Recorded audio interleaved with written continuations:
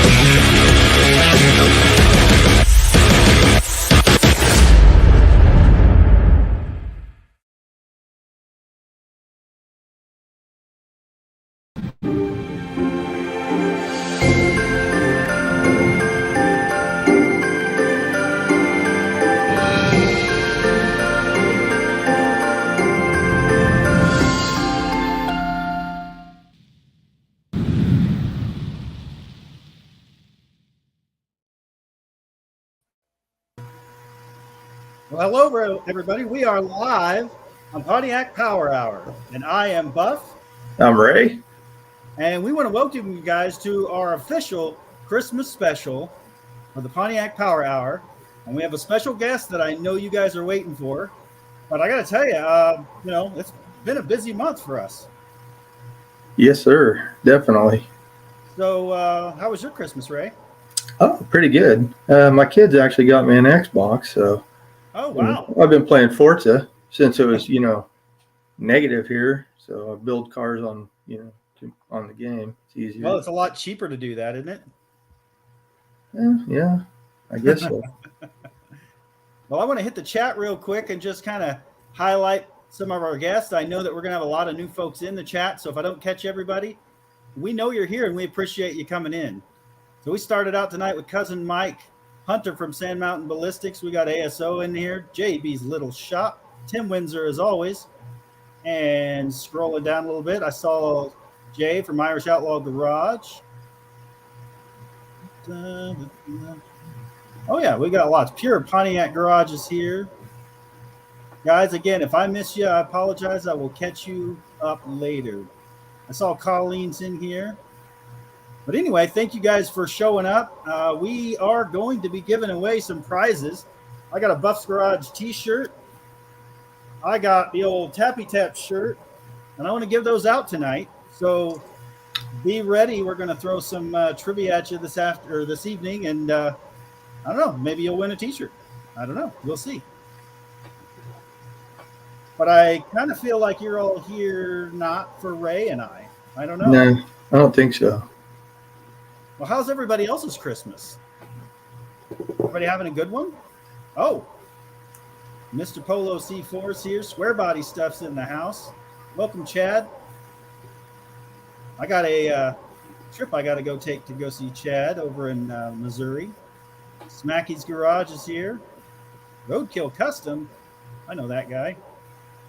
Well, if you go see Chad, swing by, grab me. We'll go up. I'll go up there with you. All right, sounds good. Jeff Rowe from Two Hacks, Lars. Wow, we got all kinds of good ones. Hey, there's Buck. And Buck does it. Well, guys, should we keep you in suspense or should we welcome in our guest? I believe we should welcome in our guest. All right, guys, without further ado, we welcome Mike Finnegan from Finnegan's Garage. What's up? Hey, Mike, how are you doing, buddy? I'm doing good. All right. Well, we know that you got you some Pontiacs. We know you love Pontiacs, but we kind of see some non-Pontiac vehicle behind you there. Yeah, there's actually not a Pontiac in here right now. That is a 61 Cadillac Coupe de Ville right there. Let me move out of the way. With big old tires. Yeah. And that one is one I want to build for Hot Rod Drag Week, which nice. Is, these days, Drag Week is a lot of the reason I build anything is I love driving these things almost as much as I like building them. And so those kind of drag and drive events like Drag Week are just perfect excuse to put something together and go on an awesome road trip and torture yourself for 4 or 5 days. Absolutely. You know, that's one of the reasons why I built my 63 Pontiac was to be able to not only go to No Name Nationals, but then maybe do some drag and drive events. I kind of fell in love with the Rocky Mountain Race Week 2.0 that you and Newbern kind of jumped into at the last second. And it's actually where I met you for the first time. But I didn't have a vehicle to drive at that point, not for that event. So, yeah, I'm kind of looking forward to doing something similar. Oh, I think you're gonna love it. Once you do one of those, it's a weird, like, roller coaster of emotions you're gonna go through. You're gonna be all excited to get there. You're gonna get there, and by day 5, if you finish, you're gonna be like, "Oh, I can't wait for this to be over." But then the day after, you're gonna be like, "Oh, I can't wait to do that again because that was awesome." You know, they're the hardest. Like, these things are the hardest things I've ever done in my life. The hardest I've ever worked for anything was trying to finish and win one of these. So when you get ready for one of these, what do? Try to think of everything that you could think of that will break and have seconds and thirds, or? I'm really good at giving advice on this and really bad at taking it. So's Ray. Yeah, like the best advice I give to anyone is something I've never been able to do before one of these events, which is build the car, go drive the car a lot, and drive it in similar conditions. Like, you know, if you go to drag week, it happens in September, middle of the country. It's usually hot out. And, you know, if you're going to tow a little trailer with your luggage in it, you need to hitch that trailer up to that car and then go sit at a bus stop while kids cross the street for 5 minutes and find out if your car overheats, you know?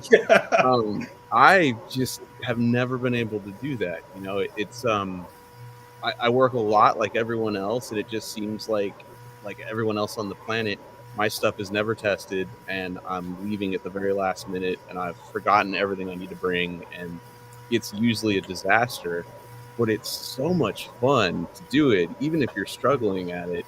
You know, you meet the coolest people at these events that, even though it's a lot of suffering, I just keep doing it, even though I'm never prepared. So would you say that you learned that not being prepared from another show you was on earlier? Yeah. It's and to be honest, like you're talking about Roadkill. Roadkill is the reason I'm pretty good at surviving road trips. Roadkill is also the reason I'm late to these events or never test before these events. I just came back from Hot Rod Drag Week in September, and I was filming a Roadkill episode the week leading up to the event. So I didn't get to pack my trailer. I wasn't even there when the car saw the chassis dyno. I didn't see my car until I got to the event because my friend Dave Newbern towed it there. And so the first pass I ever made in that car was at that event, and I killed the motor on the first pass. So, you know, again, if you guys are at home and you want to do a drag and drive event, they're amazing. I don't care what kind of car you have, go do it. But trust me, like, test the car beforehand and bring a spare fuel pump and a spare alternator and, you know, a lot of clean clothes, because you're probably going to be on your back under your car. I really want to do one. That is something that's my goal. I want to do that, and I want to do Hot Rod Power Tour. Power Tour is really fun. You know, it's the same kind of deal. You're on a massive road trip in the middle of summer, and you know, Power Tour is more cruising than racing. It'll end up at spots where you could go on autocross, and you probably could go down a drag strip.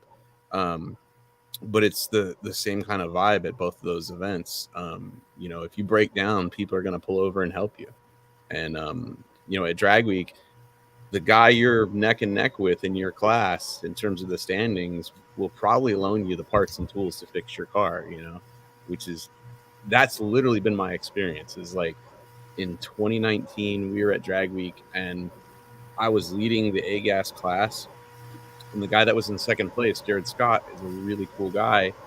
I broke my trans, and he loaned me the tools to fix it. And when he went to leave the parking lot, this was like day 4, he ate up a rocker arm. And so I gave him my spare rocker arm so he could get to the end of Drag Week. And you know, we're not special. That happens throughout the whole event. You know, most of the people there are just really cool. And it might be because at Drag Week, there's no money if you win. Right. If you win, you know, you'll get a trophy or something, but that's really not why people are there. And I just want to throw this out. So I'm fairly new to getting to go to events with cars. I grew up doing car shows, and of course, I grew up back when we had mini trucks and, you know, 3rd gen Camaros and that kind of stuff. So, Yeah. I mean, when I see you talking about mini trucks and air ride, well, hydraulics back then, all that kind of stuff, that's how I grew up. But Yeah. No Name Nationals was my first intro into doing something where I'm building basically a garbage car here. It's what it was. They had some really, really high dollar cars there, but I'm building this car on YouTube, trying to build my subscriber count. And then I've got to have it to this event and it's got to go. And what I found was everybody was willing to stop and help you along the way, because for me, it was supposed to be about an 8-hour drive, and my vehicle towing kept breaking down. Like, can't imagine you've ever experienced that. Yeah, all my tow rigs are old, so yeah. I mean, we all love ramp trucks. They got style. They're just not real reliable. Right. So, and then when I got there, it wasn't fully sorted. You know, here I was with a car had never been tested, right? Because that's what you do. Yeah. And everybody, people that I knew on YouTube but didn't know in real life, just everybody shows up and starts wrenching. And, you know, that car was running and driving when we left. It was amazing. That is awesome. And again, no money, just there to have fun and meet people and look at really cool cars. Yeah. I find that's the best way to get anything done, is to just go, here's my deadline. It has to be done by this deadline. And you end up leaving stuff off your list. For sure. Really, in the grand scheme of things, is not that important. You know, it's just get it running. You know, get it running, get it moving, and go. And, you know, I don't call it cutting corners. I just call it leaving stuff off the list that really is that important, like paint. Right. Carpet. Yeah, I definitely didn't touch the paint. I had 40 years worth of patina on this car. It stayed. Yeah. But I mean, I didn't have a shifter that worked either. So we used 2 pairs of vice grips on the cable, and it worked. That's perfect. Yeah. Like, there is no shame in duct taping headlights to the front of your car to get it going, because you didn't have time to wire, you know, proper headlights. Right. Hey, whatever. At least you got out there and you made the memories. That's all that matters. You know? And man, it was so much fun. I could have not taken a car and been just as happy. Yeah. So I grab a few people here. I saw Mohawk come in. John Wilburn, who actually is the guy who runs No Name Nationals, he's popped in. One-Eyed Cat's here. I'm trying not to miss anybody. I saw Roland, who actually won No Name Nationals. He's in here. So tell me about the No Name Nationals. What kind of event is it? Like, you said he won it. What were you? Okay, doing? So it's a drag race, and it's a 2-day drag race. And what happens is, how this worked, or how this came to be, was they wanted to kind of do a get together of YouTube friends, and how it's been kind of described is we all had a family reunion and a drag race broke out. I love it. They had it at Sykeston, Missouri, at the drag race there. It's an 8-mile drag. And the requirement was you have to have at least 500 subscribers, because that was the magic number for YouTube, where you get a community page and you start getting some pretty significant follows and shares and all that. So It's not a very big number, but it's a big enough number that it matters. And we had a lot of people that had great cars that didn't get into the event because they didn't have 500. But if you wanted to be an announcer, if you wanted to be a vendor, you wanted to be a sponsor, anything, you had to have 500 subs. That was the rule. Like you said, everybody shows up. You know, they start out in January with 0 subs, and they had to get to into September and have 500. And 500 is a lot, because it's so hard to get noticed on YouTube. Right. It is. I had the benefit of getting in pretty early. And I think that, you know, if today I decided to start doing YouTube and I wasn't on before, I'd struggle, totally struggle. I look at Tony Angelo. I enjoy his channel as well. Yeah. But I felt like he was a little later in the game and kind of fought to get there. Yeah. It's Tony. I mean, we all know him. Yeah. But then you got Cletus out there and Derek from Vice Grip, and those guys are just killing it. Yeah. And they've been on there a while. Like you said, Tony came late, and I think he's done quite well given how short of amount of time he's been on YouTube. And sure. You know, and guys like Tony and me certainly benefit from, you know, having other stuff out there on linear television and whatnot. That does help. But I think anybody trying to get into this game right now, it's so crowded. And it is. YouTube is so fickle in terms of what they're going to promote, you know. Like, you know, this is back end info that most people probably don't care about, but like the bulk of the people that watch my stuff are suggested by YouTube. It's not subscribers. Right. And so then you're sitting there going, well, how do I get YouTube to push my stuff more? And Right. it's a moving target that changes all the time. And so I gave up trying to hit the moving target, because hitting the moving target means this car doesn't get done, which is the car I want to be working on, you know? Right. I'd have to make wildly different videos than what I actually want to work on if I was just solely going after, I need to get as many people to watch as possible.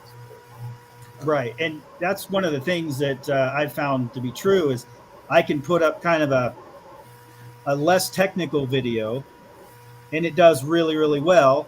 And if I do something, you know, what I think is a good video that's entertaining, but also giving you good info about what I'm doing, sometimes those fall flat. And, you know, so I want to just point out, we got a guy in the chat who is a No Name Nationals. I mean, he started with No Name. He didn't actually get to the event, but when I first saw him, he had 700 subs in July. And we're at the end of December, and he just crossed the 100,000 threshold this week. Oh, congrats. That's huge. Dudes with Wrenches is a great guy. We've had him on our show before. I just wanted to throw it out there because he has definitely been the Cinderella story for us. 100K is huge. Congratulations. Sure. You know, and when you're making your videos, you know, I think you're doing what I'm having to do. Is you're having to make a decision. Do I want to make the video that's going to make me happy, or it's, you know, because like that Cadillac is the most popular thing I can make a video about right now. Like if I make a video on that Cadillac, I know it's going to do well, but I'm waiting on parts for that Cadillac, and so there's nothing really cool that I can film on that Cadillac. And I know that if I go out and go drag boat racing, I'm going to have a lot of fun. Those videos are not going to do as well as that Cadillac video is going to do. But, you know, at some point you have to balance earning a living versus, you know, having a lot of fun if you can, you know.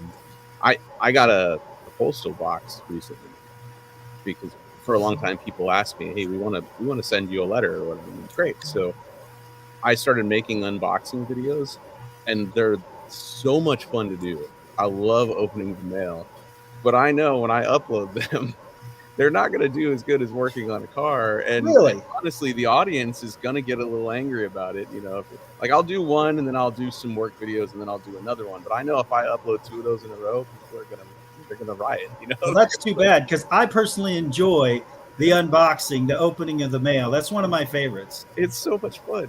I love doing it. You get to see what people really think of you by sending you stuff, and then you get to see, you know, Mike Finnegan's reaction to your whatever it is you sent. Well, it's a lot of fun.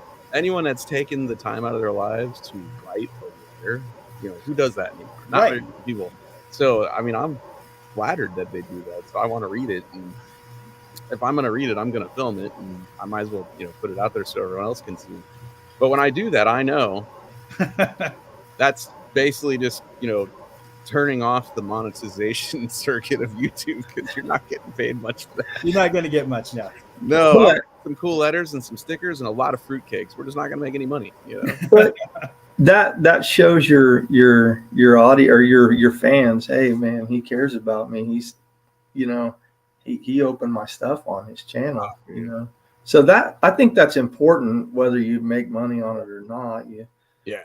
But I've had so many ones that I have edited. Man, this is going to be a kick-ass video. I upload it. Man, how's this only got 20 freaking views? And then I upload a stupid video and it gets thousands. I'm like, man, this does not make any sense. I gave up trying to figure it out, and I'm a lot happier now. I'm like, it just is what it is. I'm gonna work on what I want to work on. I'm gonna put it out, and hopefully it's enough to pay the bills. And you know, because I don't pretend to understand today what the algorithm wants. You know, like it's funny. Cletus McFarland's biggest video on his channel, I think ever, is when we went for a boat ride in my turbo jet boat. Yeah. Well, we both were there. We both filmed. We both put the videos up. His video is just crushing it. My video actually is like less views than a normal video for me. and it's got Cletus in it, you know, and so after that, I was just like, you know what, it doesn't even matter. I'm just, you know. Yeah.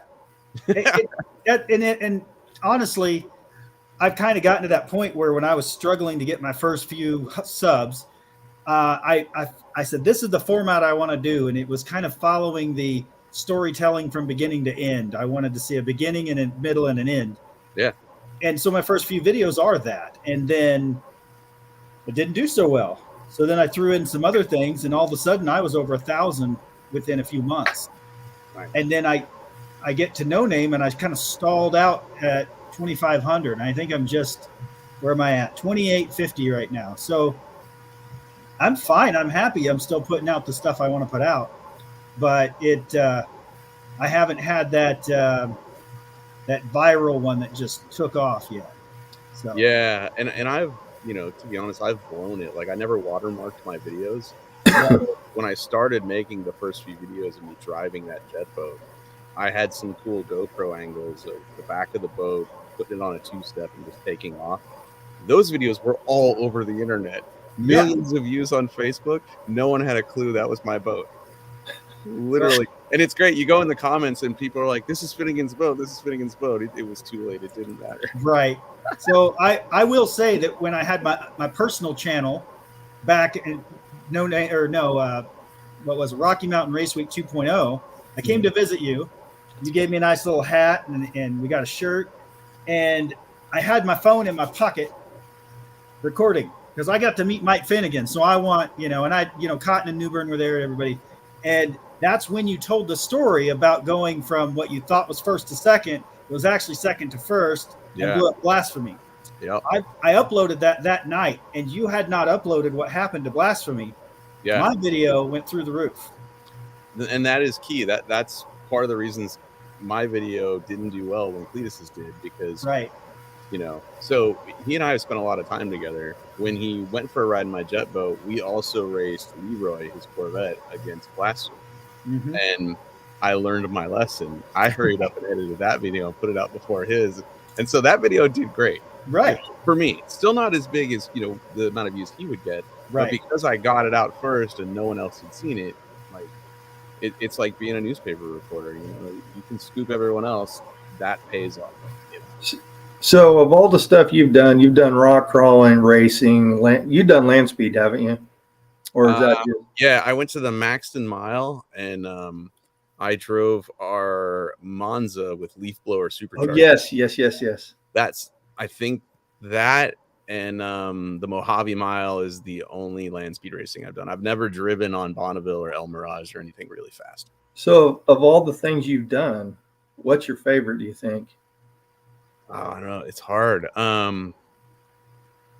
They all get me excited in a different way, so it would be hard to say. Like Stadium Truck. I love Stadium Truck. Amazing. Like so amazing. I went out and bought a used one because I was like, this is just so much fun. Did you sell that, or do you still got it? I know. Recently, I gave it to a friend of mine because I wasn't. It was sitting here in Georgia. I wasn't using it, and it was really kind of useless here where I live because it's 2-wheel drive, and so I gave it to a friend in California who's already put paddle tires on it and gotten it ready for the sand dunes. And we're going to do some horse trading for the truck, but ultimately by sending it back to him, one day I'll get to go jump at the sand dune because it'll be there and it'll be ready, as opposed to it's just sitting in the corner of my warehouse here in Georgia. Right. So I don't have that one. I've actually been getting rid of a lot of stuff recently just because I'm just not using it and it's sitting there and I'd rather somebody else enjoy it. Yeah, I get that. I'm trying to focus on like 1 or 2 cars and actually getting those things done to go on some back. Well, when I hit the chat real quick, we have Mr. Rodder's Neighborhood, who is the man in charge of the AHRA in American Hot Rod, or American, I'm going to get it wrong.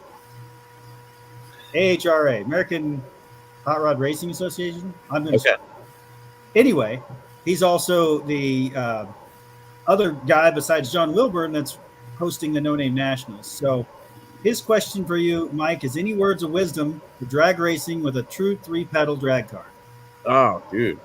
I love three pedals. Because you don't want advice from this guy. This guy, Well, and I he might, killed his on the first pass. I'm definitely no genius at the three pedal thing.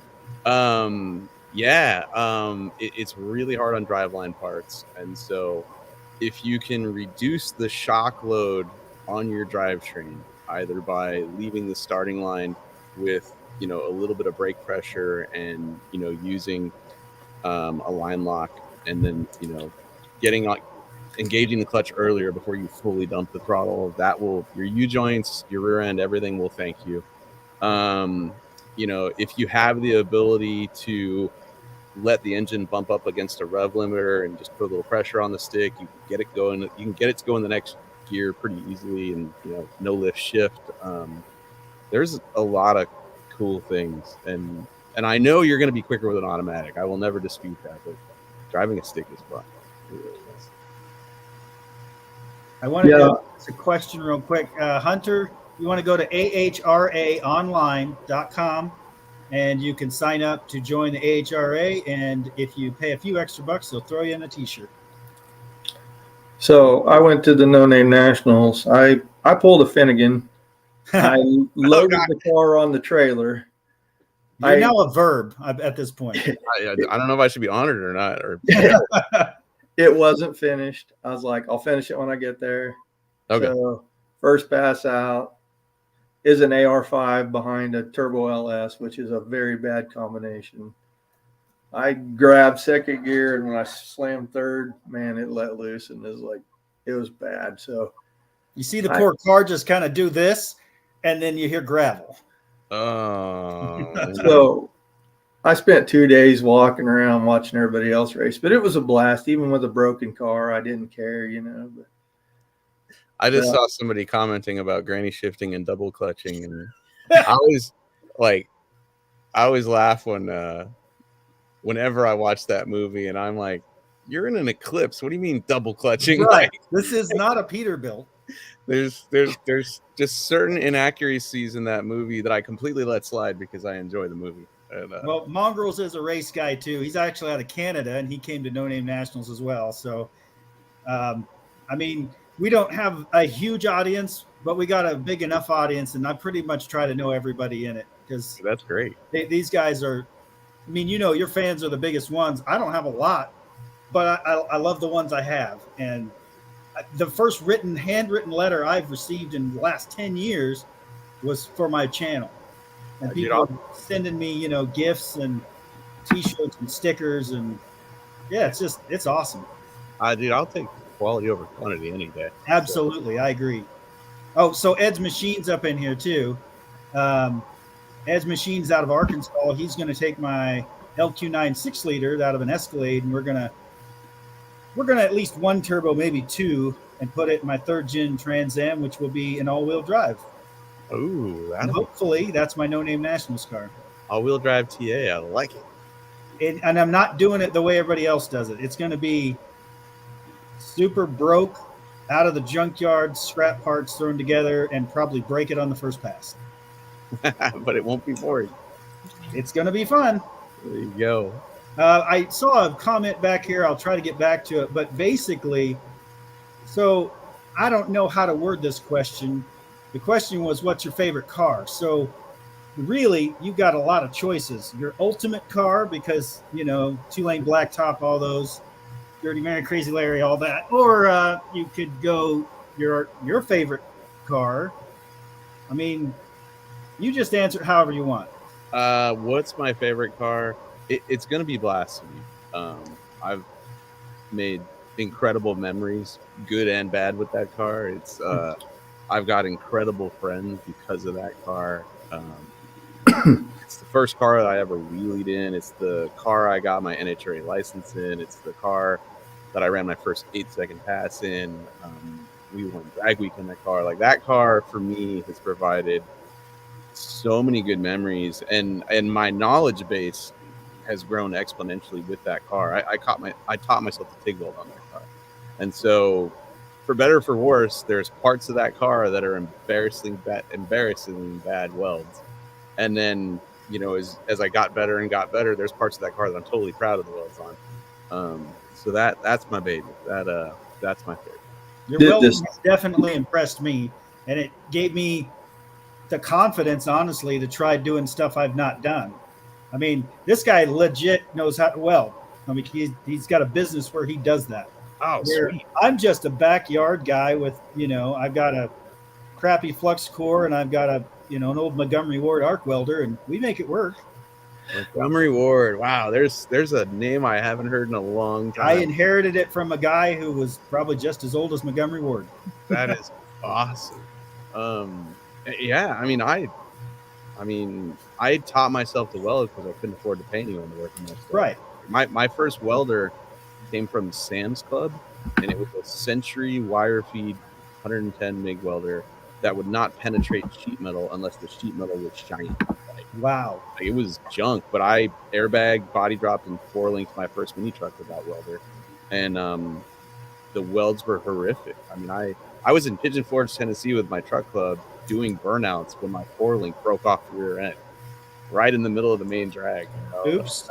Yeah. And so my friends and I, just rolled the truck into a parking lot, went to a super Walmart, bought another welder, flux core, popcorn welded it back together, and drove it like 15 hours back to New York from Pigeon Forge. And nice. It just, as long as you don't die, I say go ahead, learn to weld on your stuff. Right.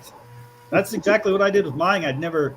I'd helped build hydraulic systems in the past, and I've always static lowered stuff the wrong way when I was young. And I thought I've always wanted to build a true air ride system, but you go in and you type it in and it's $2,500, and they don't make one specifically for my car, which we all know I could have made it fit.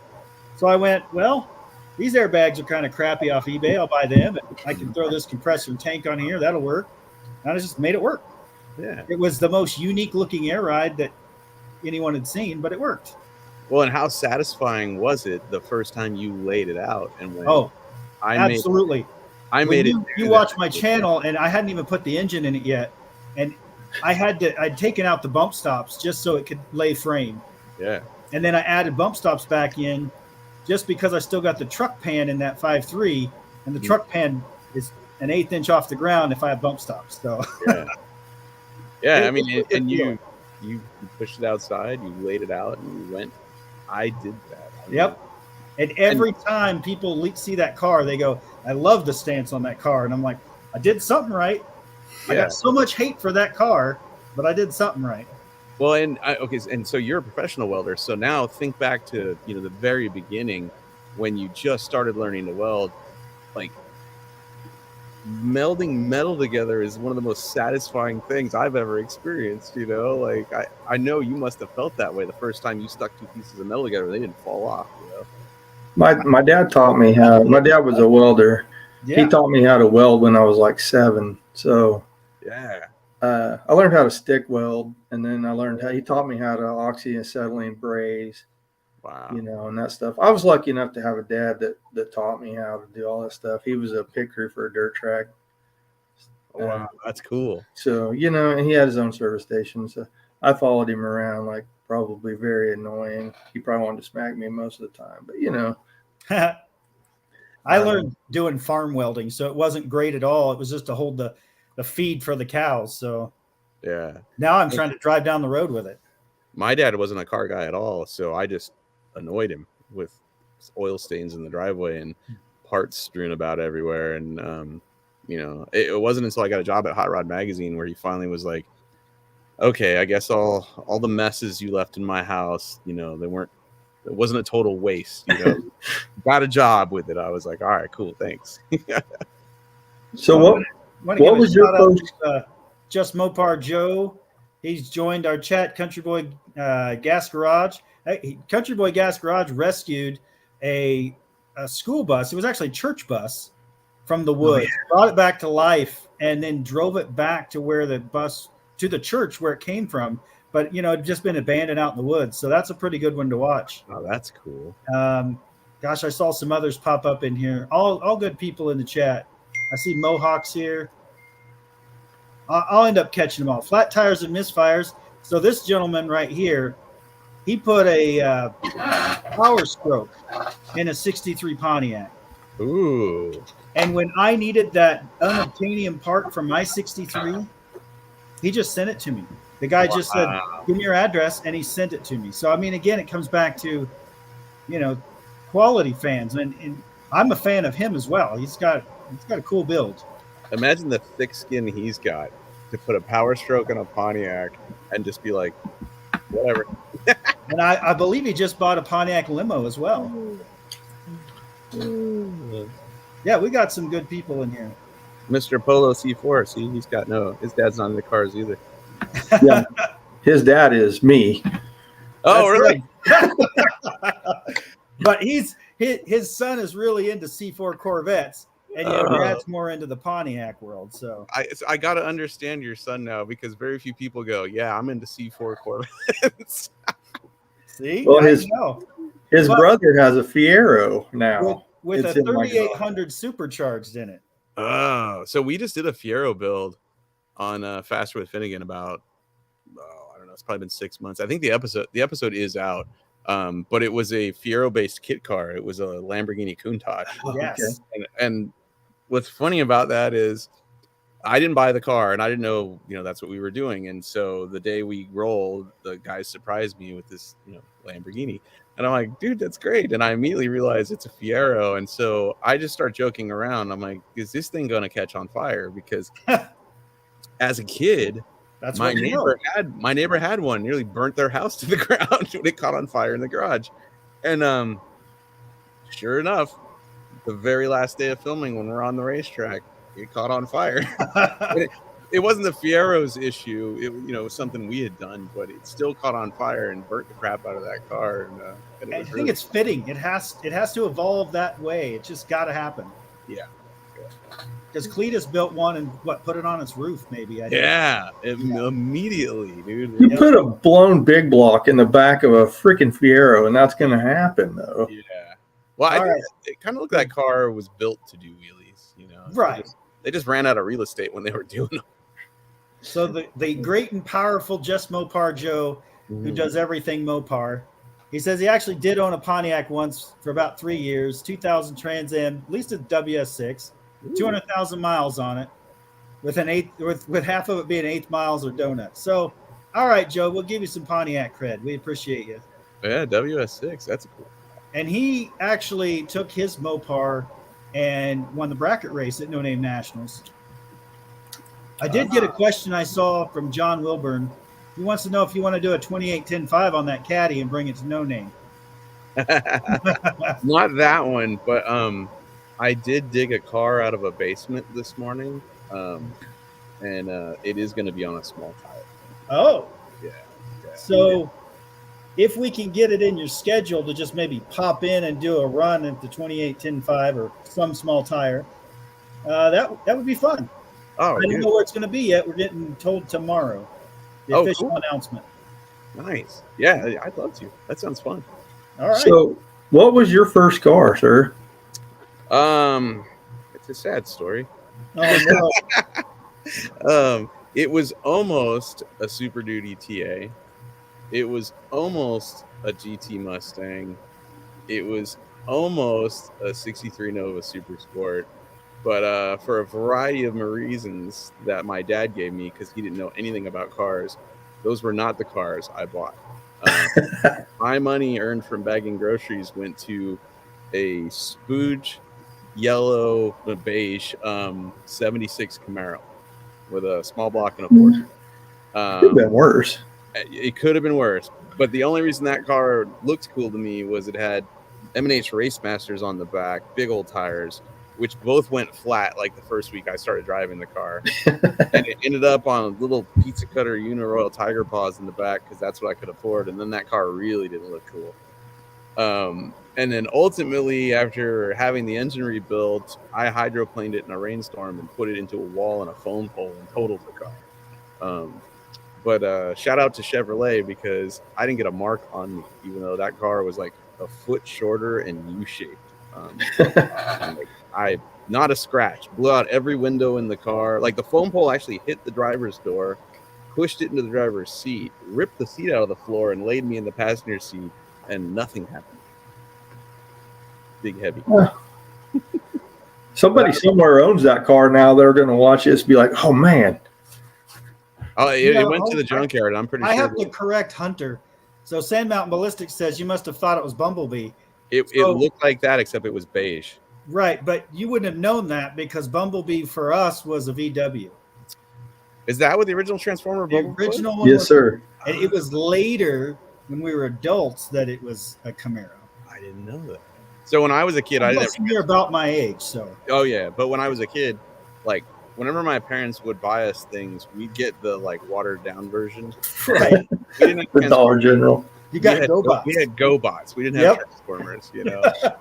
So yeah, and in my house, if you broke it or lost it, you never got it again. So when like my big wheel, when the front tire split in half from sliding, I had to duct tape the wheel. Like they weren't going to get me another big wheel.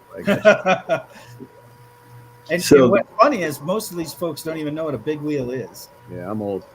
Well, they're a lot of fun. Oh, Ryan from Streetcar Chronicles, our Texas guy with the Mike Honcho Malibu. Yep. He's got a tunnel ram with a couple of snipers on it. And that thing, That's cool. that thing runs. It's a pretty nasty G body. I love it. He made a lot of popcorn at No Name Nationals, but now he's got her tuned up and that thing rips. You know, I was going to ask you. You had when you took Blasphemi to the Street Outlaws garage. Yeah. Did you get those guys to sign it for you? No, you know that never even occurred to me. And I'm really bad about that. When I get to meet all these cool people, and I'm trying really hard to be in the moment and just there. And I never snap photos of anybody with them, and I never just think to get their autographs. But that what's interesting about that is that was so long ago. That was during season 1 of their show. I met those guys. I met Chief and Sean at SEMA probably been 13 years ago when I worked at Hot Rod Magazine, and I interviewed them for Hot Rod Magazine. And that was when I'd seen like one episode of the show. It was like brand new. They weren't, you know, it wasn't as big as it was now. And those dudes couldn't have been cooler to me. And years later, when I moved to Georgia, like I had everything I owned in moving trucks. My dad was driving one. I was driving one. My brother was driving my pickup with like my Bridgeport mill in the bed and my drag boat behind it. And we were just caravanning cross country trying to get from California to Georgia. And we come rolling into Oklahoma City at like midnight. And I texted Chief and I said, hey, you know, what's a hotel I can leave all this stuff at? It's not going to get stolen.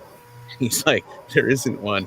And he got out of bed, drove down to his shop, opened the gate up, let us pull in, gave me the keys to the shop and said, just leave them under the mat when you leave in the morning because I won't be here and, you know, you'll be cool.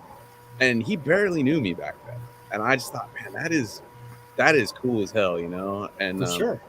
And ever since then, like I text Sean pretty often, and he's been by the house here in Georgia when he's driven through, and they've just been really cool cats. And you know, I'm impressed with them. I really am. I think that's probably the biggest thing for me is I always liked meeting new people, and then, you know, you got that kind of that forever bond with them.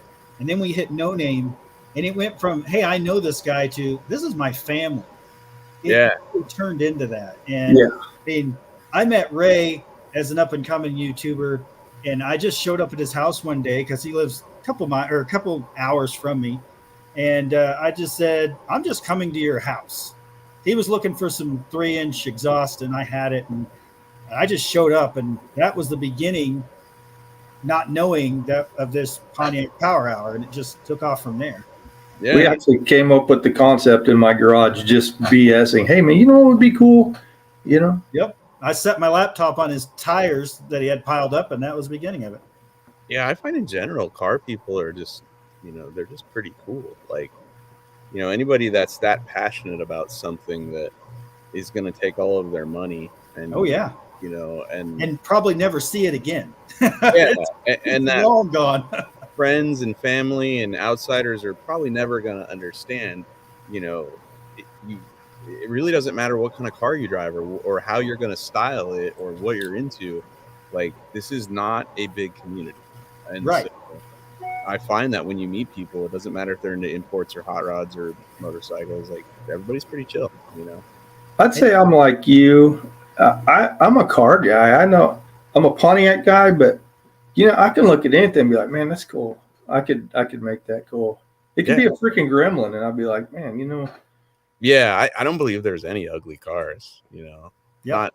Not ultimately. Like Nope. they might be ugly today, but like give me a Pontiac Aztek. We'll make something out of that, you know. Don't get me started. I've already told Ray what we're doing. I'm getting me a Pontiac Aztek, and I'm doing the body over race chassis. It's gonna be sick. Dude, I hope you do. It was funny. I said that, and I But momentarily when you forgot. see it, you got to sign it. I said that out loud, and I momentarily forgot what podcast I was on, and immediately I was like, "Oh no, what did I just do?" No, I don't know, 2-3 weeks ago, Ray and I talked about it, and I said I got an idea, and I sent him this picture of this slammed out, raked Pontiac Aztek, and I said, now imagine full race chassis, big fat tires in the back, LS, shoved back a little bit. I said this would just be stupid, and everybody'd be like, I hate it, but I love it. You'd set the internet on fire if you made a Pontiac that actually hauled ass. That's the goal. Well, I mean, I hang out with Dalton from Pole Barn Garage. He's got the Holy Goat. I'm sure you've seen that car. I The whole don't. shot up full of bullet holes. Okay. Yep. So I can lower my expectations a lot because I've learned from Dalton. But a Pontiac Aztek full race chassis, it's just going to have to be sick, or it doesn't even need to be out there. Yeah. You want to hear a funny Pontiac Aztek story? Yeah. I went to dinner at SEMA a few years ago with some folks from General Motors, Chevrolet Performance, what you want to call it, Chevrolet Performance. And we're at a really nice restaurant, way too nice. And it's a big group of people. And I'm sitting next to a really nice young lady. And I don't know how the subject of the Aztek came up. But I made a comment about it, about how I just thought, this is the most ridiculous car ever made. And she turns to me and she lets me know her dad is the one that designed it. And I was like,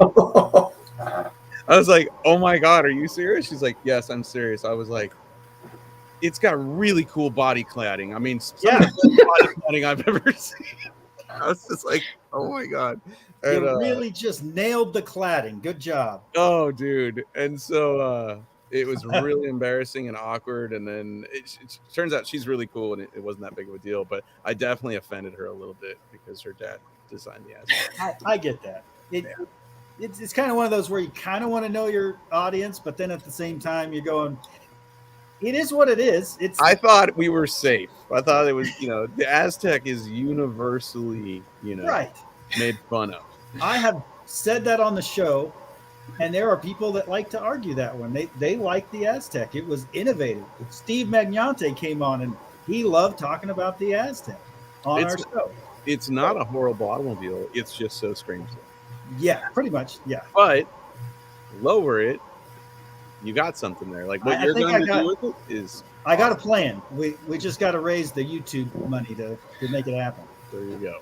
All right. I made a comment about C4 Corvettes, and I didn't realize how many C4 Corvette guys there was in the chat. And I was about to get hung. I was like, oh my God, what the crap is going on here?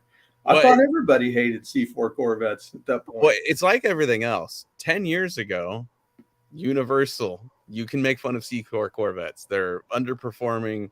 They're just not spectacular cars, and they weren't worth anything. But now, thanks to nostalgia, people are hot rodding them. People are doing everything with them now. And so it's, now you got to know your audience. You can't actually sit around and cap on a C4 like you normally would have. I know. I figured that out, man.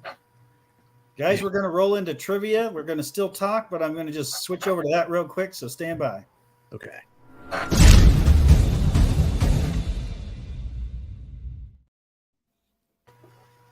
All right. So, Mike, welcome to Pontiac Trivia on Pontiac Power Hour, sponsored by Super Clean. They send out a prize pack to everyone that either wins on the show or is a gift. So if you'll take some Super Clean, I'll send them your non-PO box, your regular box, You'll get a free prize pack from Super Clean. Oh, thank you. That's cool. All right, so we're going to get started today. I have to admit, the Rubber Ducky did inspire the trivia this week.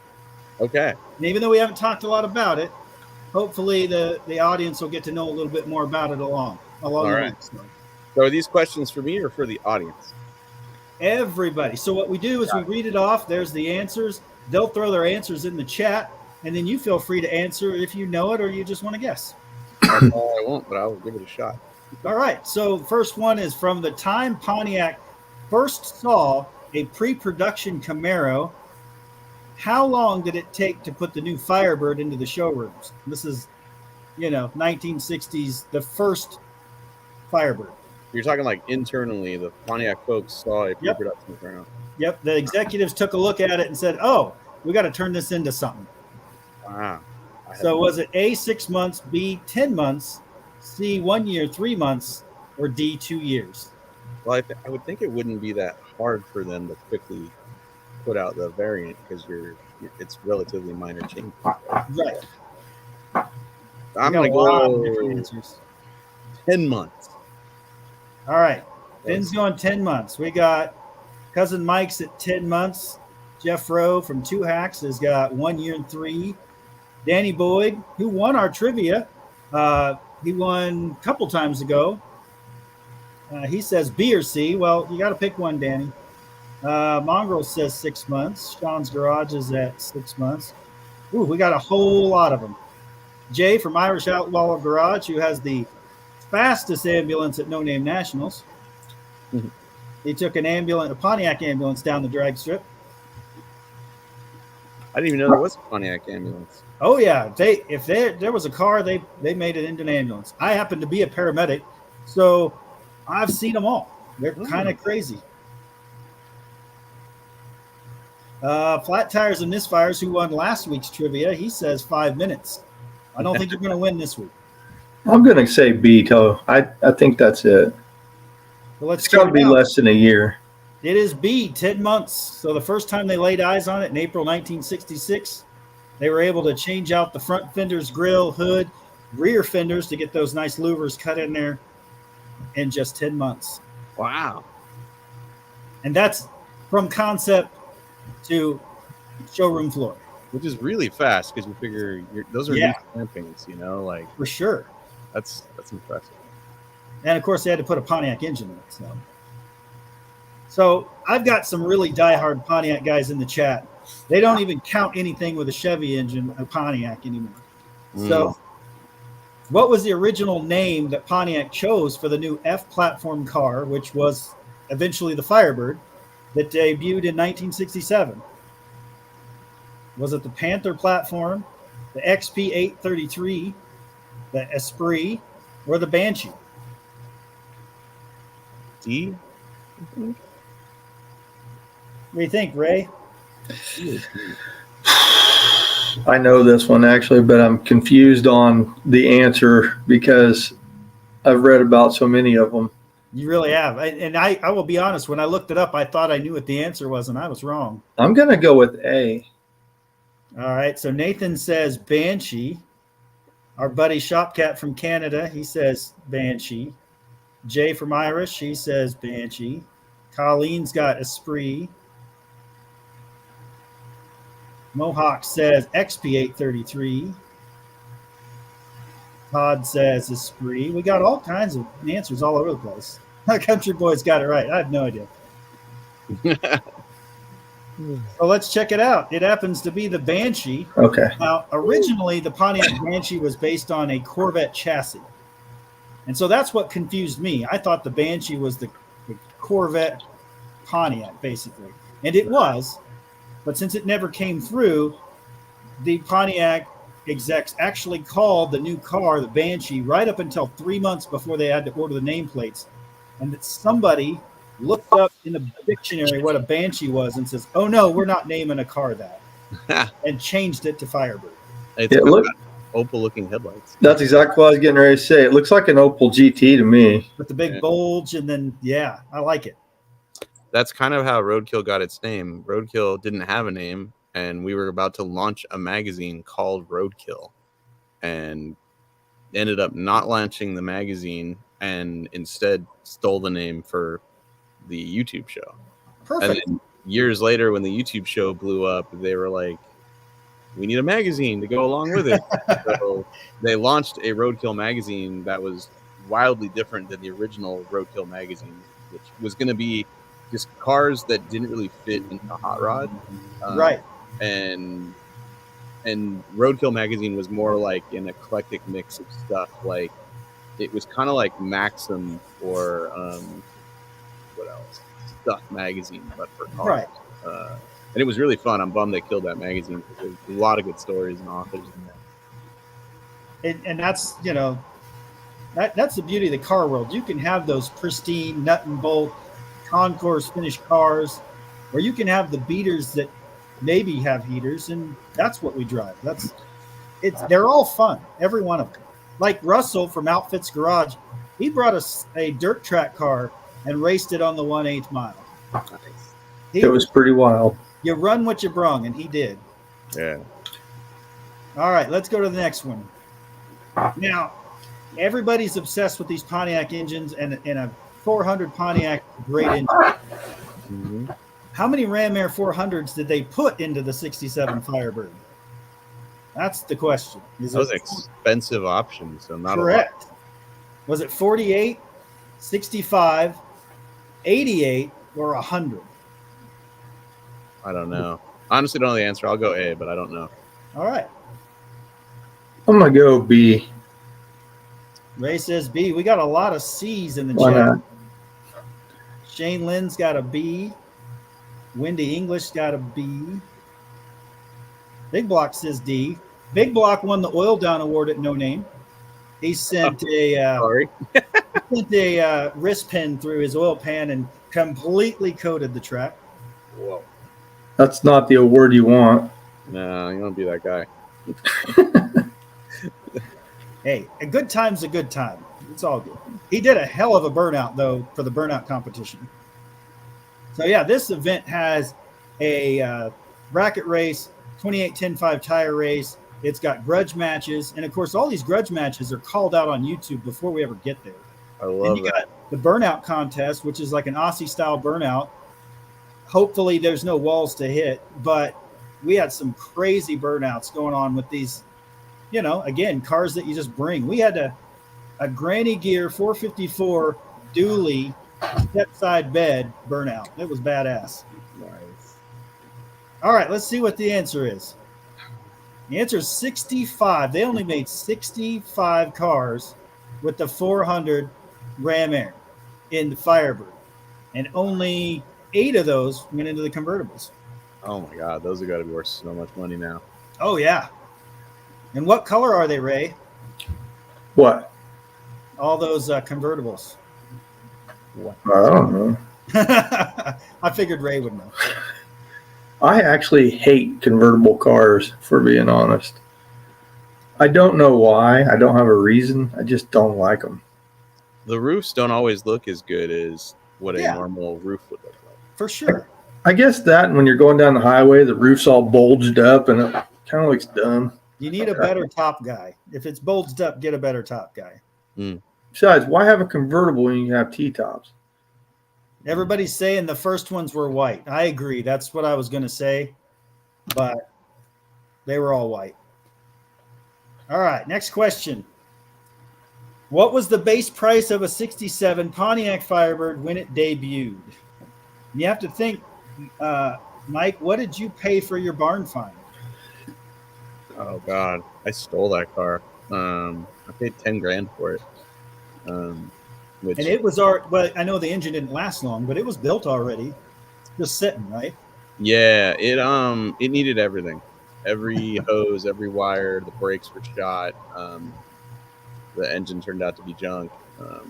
But what I didn't know is that after we got it out of the barn, I took it to a real detailer, not myself, and they cleaned it up. And I was like, "Holy crap! This thing's got a pretty darn nice paint job on it." And there was no rust on this car, so I felt like I got a really good deal.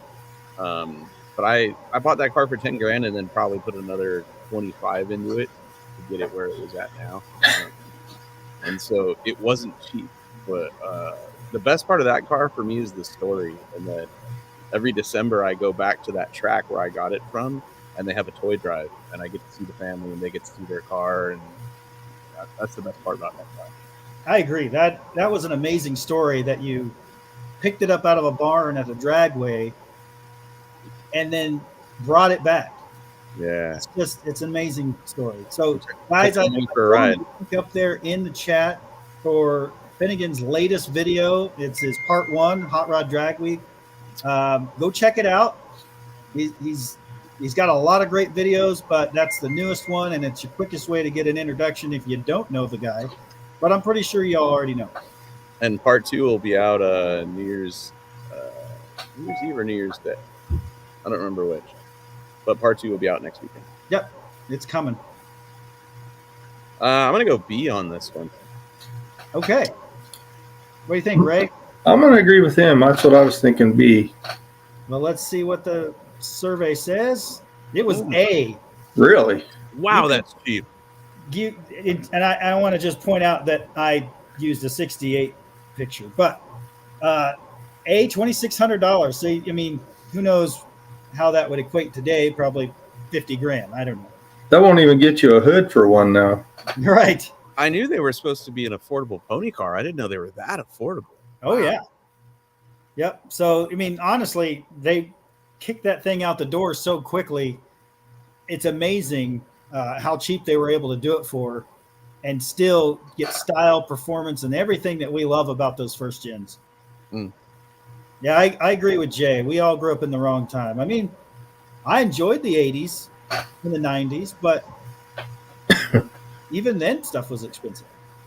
It wasn't that bad, though. Like, when I used to get a ride to high school with my friend Ryan Sebastian, and he had inherited a green-on-green 68 Firebird 350 two-barrel car from his grandmother, and it had like 45,000 original miles. The car was beautiful, and he hot rodded a little bit, wheels, tires, a 4-barrel, dual exhaust. And when we graduated high school, I remember him going, "I'm over this car. I'm going to sell it." And I think I could have bought that car for like $5,000. Oh no! And it was mint. But I had just totaled my 76 Camaro, and so my parents were like, "We're not going to buy you a Firebird. You're not doing this again." Firebird. Yeah. Yeah. So I ended up in a 86 Buick Skylark, which was a damn shame of a car. Ooh, that's the front-wheel drive one too, right? Yeah, that car's only redeeming value was when the rear suspension wore out. If you shifted from reverse to drive quick enough and grabbed the e-brake, you could bounce the back of the car off the ground. Other than that, that car was useless.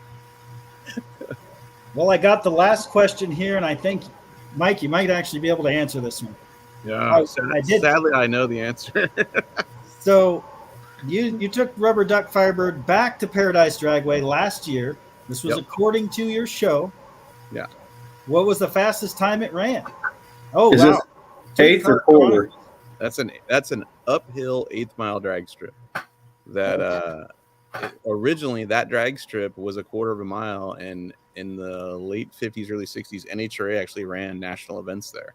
Nice. But they ran top fuel cars at this drag strip, and eventually the cars just got too fast, so they shortened it to an 1/8 of a mile. But the track is uphill, and it's so uphill that I can't stage my stick car there without it rolling backwards out of the beams. Because I'm not talented enough to hold the line lock and let go of the clutch and the line lock at the same time. Like, yeah. I'm gonna go with probably C. We've got Ryan, you're giving Finnegan no credit. He's got a big engine in that car. He says A. Cousin Mike's got B. Mohawk B. Hey, this is an 1/8 of a mile, not a quarter of a mile. Right. And I didn't put that in the question, but I knew you'd clarify that. So for everybody at home, 660 feet. And they know an 1/8 mile. These guys know 1/8 mile. Yeah. AHRA. So I got it. I kind of fumbled it earlier with the American Hot Rod Association. you know, all the race stuff, the fun, good stuff. Yeah. Yep. All right, I'll give you that, Ryan. He forgot it was an eighth mile. All right. We've got a lot of answers all over the place. We definitely are hitting our 1 hour mark. We usually like to cut it right off, but we got to know the answer. There you go. There she is, in all her glory, straight out of the barn. God, that barn was amazing.